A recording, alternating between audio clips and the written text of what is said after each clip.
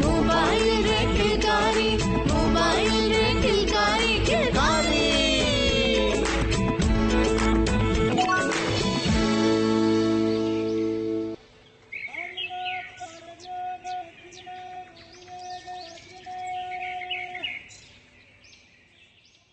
गुड़िया सोई पड़ला?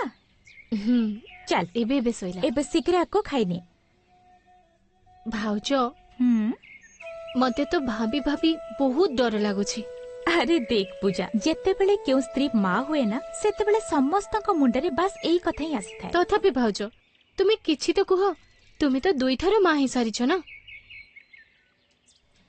सुन, पिलाटी 6 मासर न हेबा पर्यंत तुमे ताको केवल तुमर निज क्षीर खुआई पाउची, आउ किछि नुहे।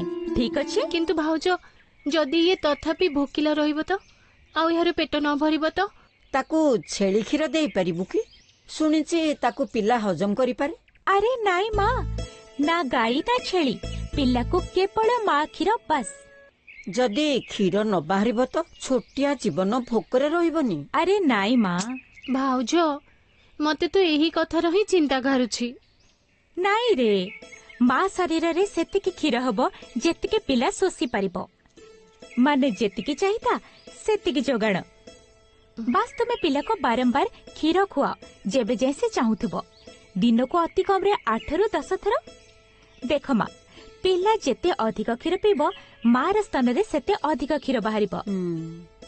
हाँ पूजा, पिला को बाहर रे कोनोसी जिंस खाइबा को देबो नाही, कारण पिलाटी ताहा हजम कर परिबो नाही आउ ताको झाड़ा हेबो।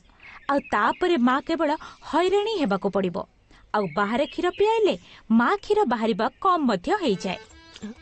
किंतु संगीता माँ, किंतु किंतु किछि नाही, एहा त प्रकृतिर चमत्कार। माँ क्षीर रे से सब थाए जहा पिलार विकास पय आवश्यक होई थाए। आउ एहा पिला को रोग सहित लड़िबा पय शक्ति मध्य देई थाए। ये तो ठीक कथा कहलु संगीता। हाँ भाउज, मु तुम ठारू यह सुनिली ना, मोर चिंता पूरा दूर हो गला। एबे लागुछि मु यह करि परिबी। अच्छा हाँ, आउ गोटे कथा निश्चय मन रखिबो, पिल्लारे सबु टीका ठीक समय मध्यरे लगाइबो। एहा पिल्ला को अनेक मारात्मक रोगरु सुरक्षित रखिबो। मु भी तो अच्छी ना, ये पिलार जत्न नेब आ मु तार ध्यान रखी नेबी, समस्त मिसी करि नेबी। नमस्कार आज्ञा, मु डाक्टर अनिता।